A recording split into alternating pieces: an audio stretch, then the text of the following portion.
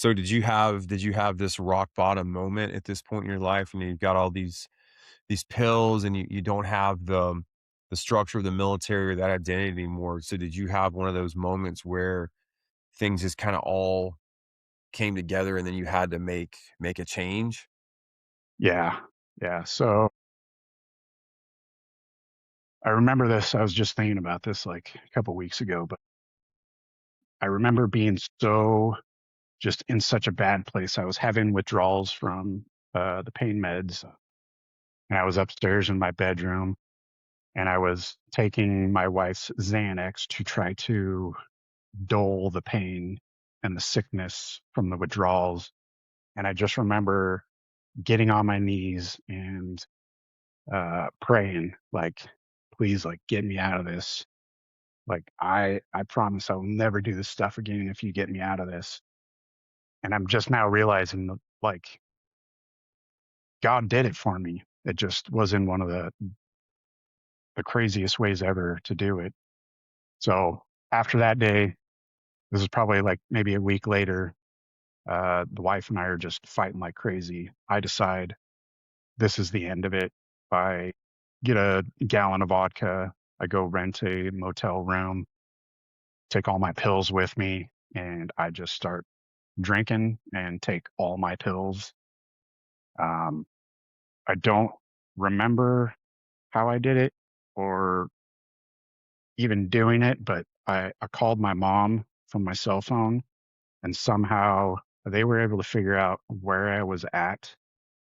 Um, and I just remember like a glimpse of laying on the motel room floor, and I think they were like giving me a sternum rub, and I probably kind of snapped out of it a little bit. And I just remember seeing like paramedics over me and talking, and then it goes black from there. And next, I wake up in the hospital like 2 or 3 days later, someone sticking a syringe in my side. Wake up in the hospital, and it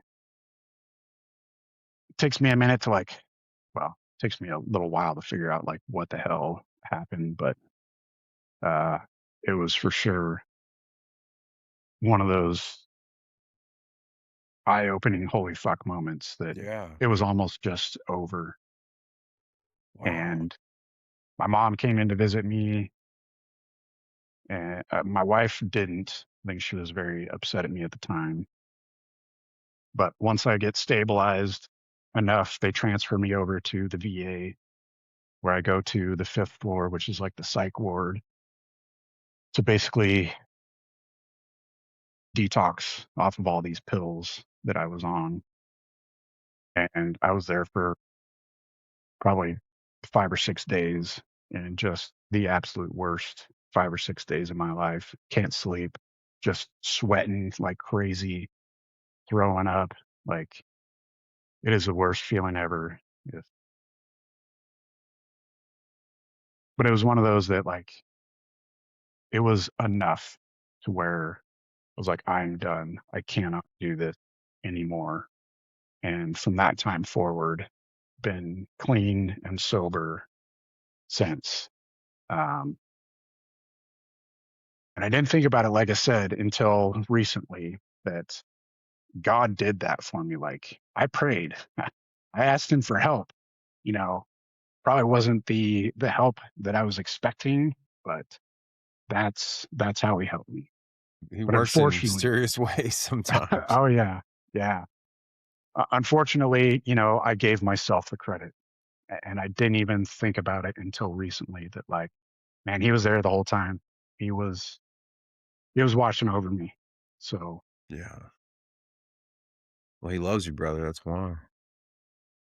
And a lot of us are hard-headed and stubborn, and sometimes I think he oh just has yeah, to, slap the crap out of us and say, "All right, you're gonna learn it the hard way, but it's not gonna be easy, but you're gonna learn." And, man, I wanna tell you this, just listening to you talk, man, I mean, God put you here for a reason, you got a purpose, and just that story alone right there shows the power of God and how good he is, and that yeah, all of us have a purpose here regardless of what our past is, man, and, you're a strong individual, dude.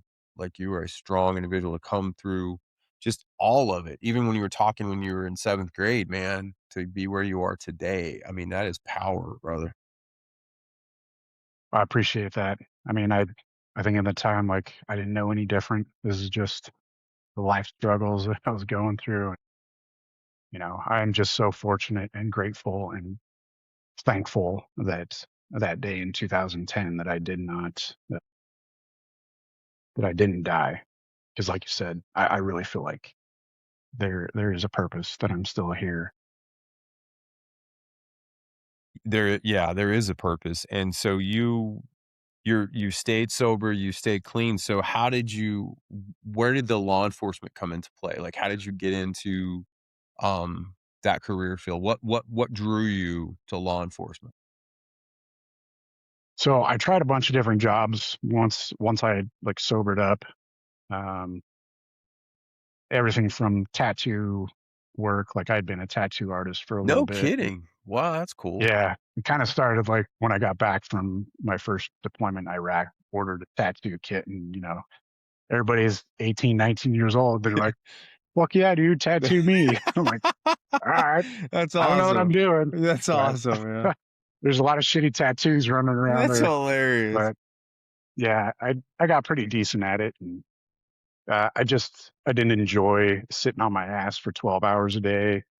I really liked the more physical stuff. So then I got into doing security. I was doing security at a casino, and I really enjoyed kind of that similar camaraderie from the military. Mhm, I really felt comfortable with being able to confront people, go hands on with people. Like I just felt like it was something that I was good at. So then I yeah. started applying to police departments, and I applied for almost 5 years before applied and tested. Um, One thing that I didn't mention was back when I was 17, that money that I was stealing, I actually got hit with a felony Wow. when I was a juvenile. So that was another hurdle, like getting into the law enforcement world that made it a little bit more difficult. But eventually, in 2016, I got hired on by the department here. How So was how was that going from, the military to law enforcement? Was that a hard transition for you? I know you worked hard to get into law enforcement. Obviously, it took, 5 years to do it, but was that a weird adjustment going from, the structure of the army into the law enforcement world? dude, I loved it. Like the academy, it was structured again. So it was like I felt like that same structure again. We were doing the, pressing our pants and doing the formations and some of the drill and ceremony stuff. And I was like, I know how to do this stuff. Like I felt good with it. I did not like the studying part, like learning all the laws and Yeah. memorizing that garbage. But um, other than that, like I loved it. And then as soon as I got out on my own and started patrol, man, I fell in love with finding stolen cars, drugs, guns. Like I was working graveyard and just chasing that stuff was, man, 10 hours straight. I was just chasing, trying to find those bad guys, and I loved it. Well, and I mean, I would think too with your life experience and then going into law enforcement, you're probably really good at it because you kinda could think with that mindset, like, how some of those dudes are, you know? You're not the Yeah, that average was dipshit showing up to be a cop, like I mean, I was a cop too, so I can say that, but, there's some oh interesting yeah. cats that go into that world, dude, but, Well, yeah, yeah, but but, 100%, man. But I was 36 years old, right? So I'd already had all yeah. this life experience compared to some of the 21-year-olds that Right, get yeah, into it. But yeah, and I had, a lot more compassion for the people that I could tell were, kind of in the same spot that I was in, where mhm, things were just so bad and they didn't know how to get out of it. yeah. And those were some of, I would say that was even better than finding the stolen cars and the drugs was having those talks with people to, you know, tell them that it's possible, telling them a little bit of my story to be like, hey man, it is totally possible for you to change your life. Like you just have to want to do it. And Mhm. some of those car rides, like having a guy in the back and driving him up to jail, just being able to have those talks with guys. And then when I'm, handing them off to the deputies and them saying thank you, like that more than anything was more fulfilling than finding the drugs and the stolen cars and all that stuff. Was your anger kinda controlled once you got into law enforcement? Did you struggle with that still at all? I did really good with it the first few years. Okay. Uh, yeah, I didn't really have issues. The anger was more like outside of work. Mm, So working graveyard, I was kind of uh, older, so trying to flip my schedule on my days off back to regular days.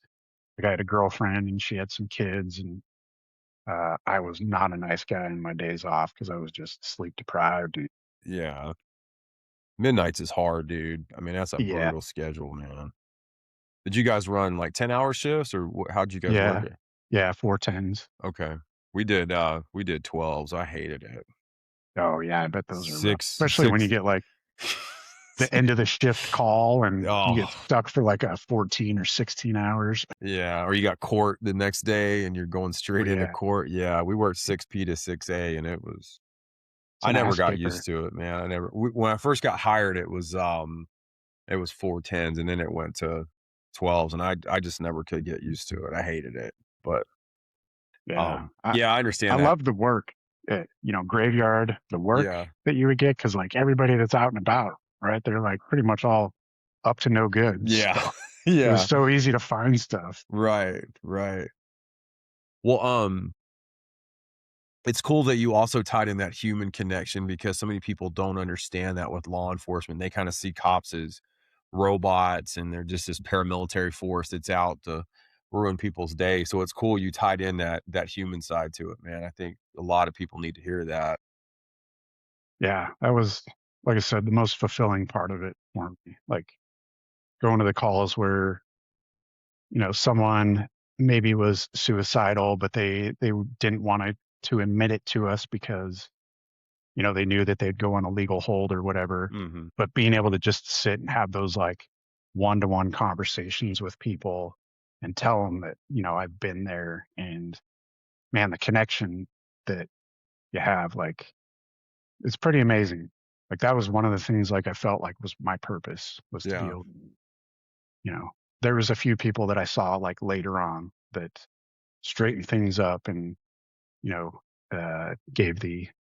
gave me the thanks and for the talk and all that stuff. So it made it all worth it. Nice.